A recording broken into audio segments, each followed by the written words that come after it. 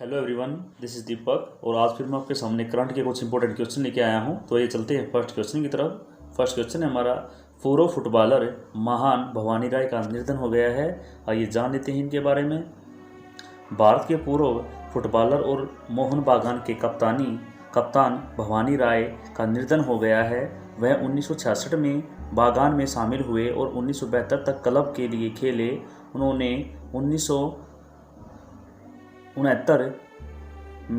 Medical cup में भारत का प्रतिनिधित्व किया और 3 मैच खेले। भवानी राय ने मोहन बागान को 1968, 1970, 1971 और 72 में रोवर्स कप जीतने में मदद की। घरेलू स्तर पर वह 1968 और 1971 में संतोष ट्रॉफी जीतने वाले पश्चिमी बंगाल टीम का हिस्सा भी थे। Next question, Indu Malhotra DDCA Lokpal नियुक्त हुई है। आइए जान लेते हैं। सुप्रीम कोर्ट की पूर्व न्यायाधीश न्यायमूर्ति इंदु मल्होत्रा 1 साल की अवधि के लिए दिल्ली और जिला क्रिकेट संघ के नए लोकपाल सह नैतिक अधिकारी होंगे। DDC के अध्यक्ष रोहन जेटली की अध्यक्षता वाली आम सभा ने 65 वर्षीय न्यायमूर्ति मल्होत्रा को नियुक्ति का फैसला किया है। प्रख्यात कश्मीरी लेखक अजीज हजनी का निधन हो गया है। आइए जान लेते हैं।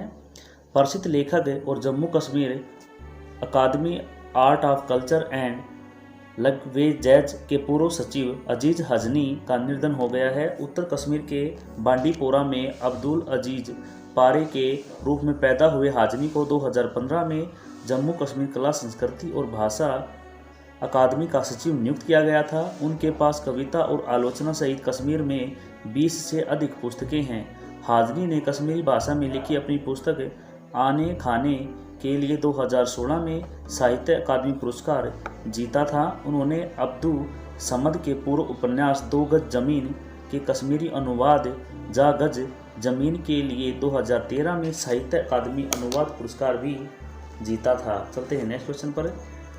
2 बार के ओलंपिक स्वर्ण पदक विजेता यूरी सैडिक का निधन हो गया है। आइए जान लेते हैं।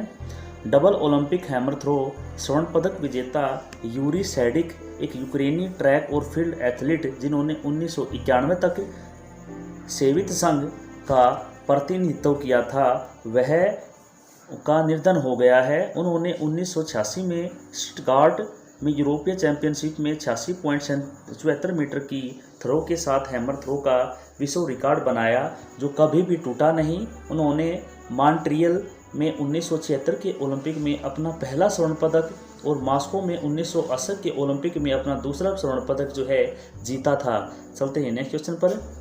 आयान संकटा 2021 इंटरनेशनल यंग इको हीरो के रूप में नामांकित है। आइए जान लेते हैं।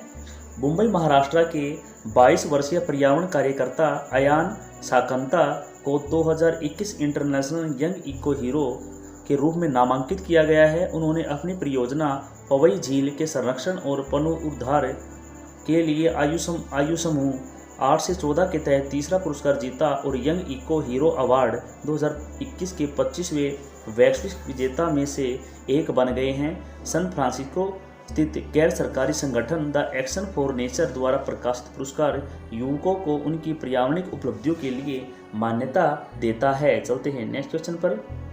SBI के Amit Saxena RBI innovation hub में CTO के रूप में शामिल हुए हैं। आइए जान लेते हैं। भारतीय स्टेट बैंक के global deputy CTO Amit Saxena RBI innovation hub में मुख्य प्रौद्योगिकी अधिकारी के रूप में शामिल हुए हैं। रिजर्व बैंक ने घोषणा की कि वह प्रौद्योगिकी का लाभ उठाकर और नवाचार को बढ़ावा देने वाले वातावरण का निर्माण करके वित्तीय क्षेत्र में नवाचार को बढ़ावा देने के लिए रिजर्व बैंक इनोवेशन हब स्थापित करेगा। चलते हैं नेक्स्ट क्वेश्चन पर। पावर फाइनेंस कॉरपोरेशन ने जारी किया भारत का पहला यूरो ग्रीन बॉन्ड। आइए जान लेते हैं। अग्रणीय बिजली क्षेत्र NBFC power finance corporation limited ने सफलतापूर्वक अपना पहला यूरो ग्रीन बॉन्ड जारी किया है। 7 साल के यूरो 300 बिलियन बॉन्ड की कीमत 1.841% रखी गई है। यह यूरो ग्रीन बॉन्ड भारत की ओर से जारी किया जाने वाला पहला यूरो मूल्य वर्ग का ग्रीन बॉन्ड है। किया जाने वाला पहला यूरो मूल्यवर्ग का ग्रीन बॉन्ड है। यह किसी भारतीय एनबीएफसी द्वारा पहली बार यूरो जारी करने वाला भी है। जारी करने के साथ पीएफसी ने अपने अंतर्राष्ट्रीय धन उगाहने के लिए यूरोपीय बाजार में प्रवेश किया है। पावर फाइनेंस कॉरपोरेशन लिमिटेड का मुख्यालय है नई दिल्ली द्वारा पहली बार यूरो जारी करने वाला भी है। जारी करने के साथ पीएफसी ने अपने अंतर्राष्ट्रीय धन उगाहने के लिए यूरोपीय बाजार में प्रवेश किया है। पावर फाइनेंस कॉरपोरेशन लिमिटेड के अध्यक्ष और प्रबंध निदेशक है आर.एस. ढीलन। अब चलते हैं नेक्स्ट क्वेश्चन पर। मनोज सिन्हा ने one gram panchayat one DG पे सखी का शुभारंभ किया है। आइए जान लेते हैं। जम्मू और कश्मीर में उपराज्यपाल मनोज सिन्हा ने एक ग्राम पंचायत एक डीजी पे सखी नामक एक नया मिशन शुरू किया है। मिशन को जम्मू और कश्मीर उद्यमिता विकास संस्थान पामपोरा में लॉन्च किया गया था। उन्होंने रेखांकित किया कि डीजी पे सखी ने यूटी के समय सहायता समूह पारिस्थितिक तंत्र के भीतर वित्तीय समावेश की शुरुआत की है, जिससे दूर दराज के क्षेत्रों में से अधिक पारदर्शिता के साथ बहुत आवश्यक वित्तीय प्रवेश बिंदु बन गए हैं। चलते हैं नेक्स्ट क्वेश्चन पर। कैबिनेट ने दी ऑटो और ड्रोन उद्योग के लिए 26,068 करोड़ रुपये की मंजूरी। केंद्रीय मंत्रिमंडल ने भारत की विनिर्माण अक्षमताओं को बढ़ाने के लिए ऑटो कंपोनेंट्स और ड्रोन उद्योगों के लिए प्रोडक्ट्स लिंक्ड इंसेंटिव योजना को मंजूरी दे दी है। पीएलआई योजना भारत में उन्नत ऑटोमोटिव प्रौद्योगिकी की वैश्विक आपूर्ति श्रृंखला के उद्योग को प्रोत्साहित करेगी। मंत्री ने कैबिनेट की बैठक के बाद संवाददाताओं से कहा कि उद्योग को 5 साल में 26,058 करोड़ रुपए का प्रोत्साहन मुहैया कराया जाएगा। आप इसको पढ़ लें। चलते हैं नेक्स्ट क्वेश्चन पर। नीति आयोग ने लॉन्च की भारत में शहरी नियोजन अक्षमता में सुधार पर रिपोर्ट।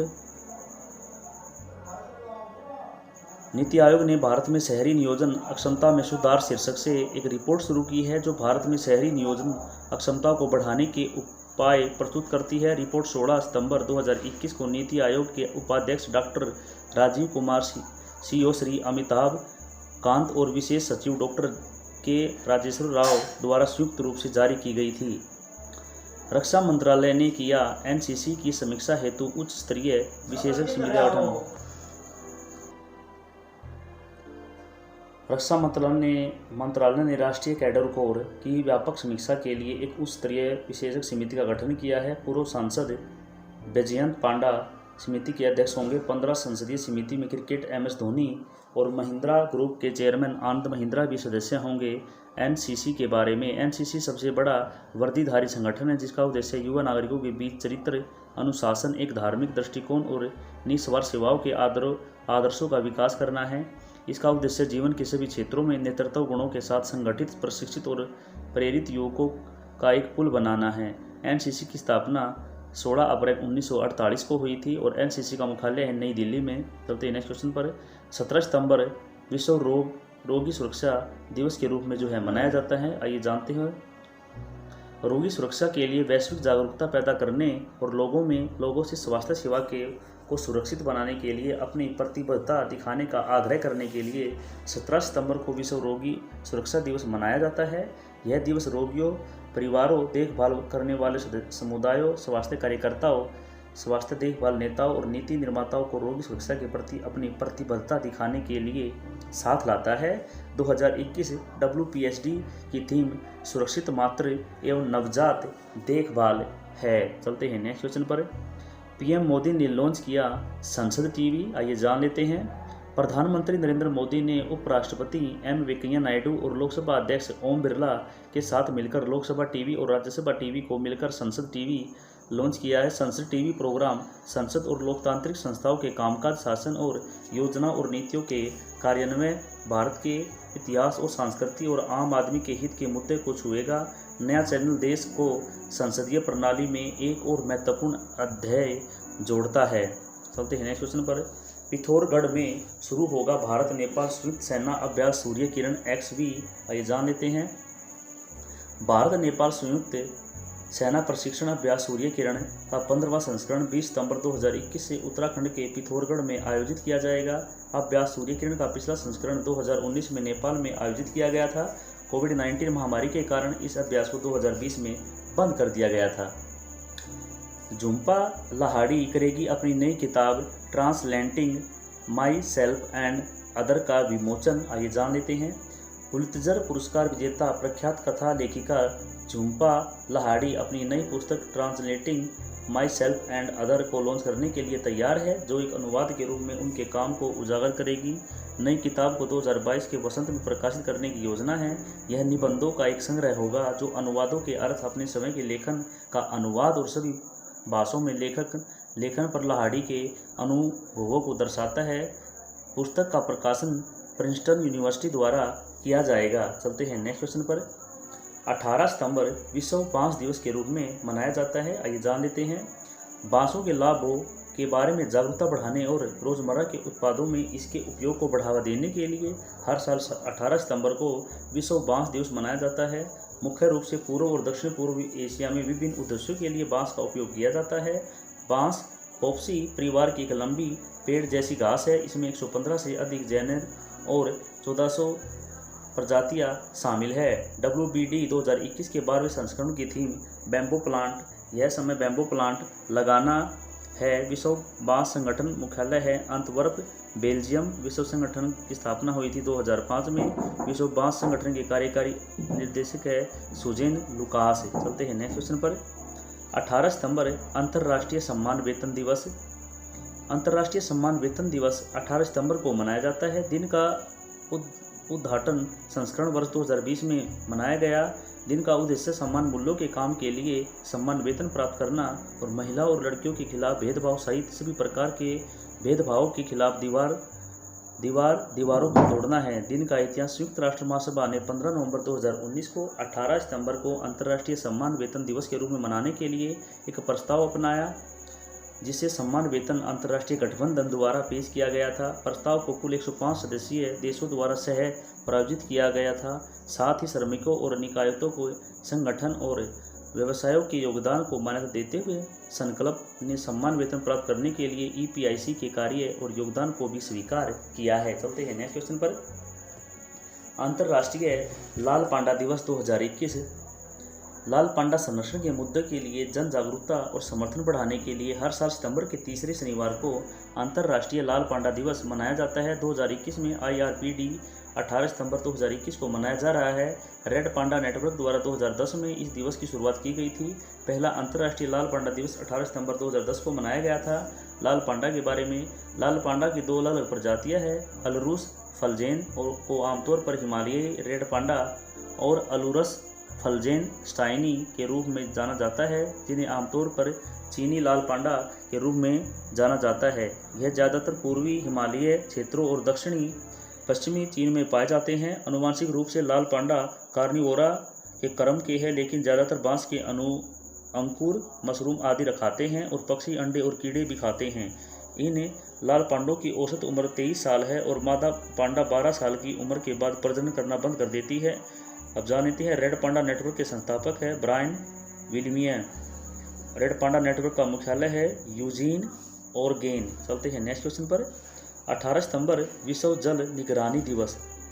विश्व जल निगरानी दिवस 2003 से हर साल 18 सितंबर को मनाया जाता है, ताकि दुनिया भर में जल निगरानी और जल संसाधनों की सुरक्षा में जन जागरूकता और भागीदारी बढ़ाई जा सके। यह दिन दुनिया भर में जल निगरानी और जल संसाधनों की सुरक्षा में जन जागरूकता और भागीदारी बढ़ाने के लिए मनाया जाता है। विश्व जल निगरानी दिवस सभी उम्र के लोगों को स्थानीय नदियों, नालों, ज्वारमुख और अन्य जल निकायों की स्थिति की निगरानी में संलग्न करता है। विश्व जल दिवस 2021 की थीम पानी का महत्व है। Next question. 18 सितंबर अंतर्राष्ट्रीय तटीय सफाई दिवस 2021। अंतर्राष्ट्रीय तटीय सफाई दिवस पारंपरिक रूप से सितंबर के तीसरे शनिवार को मनाया जाता है। 2021 में यह दिन 18 सितंबर को पड़ रहा है। अंतर्राष्ट्रीय तटीय सफाई दिवस 2021 का विषय है कचरा बीन में रखे समुद्र में नहीं है। तटीय सफाई दिवस की स्थापना ओशन कंजर्वेसी द्वारा की गई थी, जो एक ऐसा संगठन है जो समुद्र को हर साल अपने आने वाली चुनौती से बचने में मदद करता है। तो ये तो थे आज के हमारे कुछ इंपॉर्टेंट क्वेश्चन। तो प्यारे बच्चों, क्वेश्चन कैसे थे हमें कमेंट बॉक्स में ज़रूर बताएं। और जो बच्चे हमारे चैनल पर पहली बार आए हैं, चैनल को लाइक करें, शेयर करें और सब्सक्राइब करना ना भूलें। कल फिर मिलते हैं एक नई वीडियो के साथ। तब तक के लिए बाय बाय।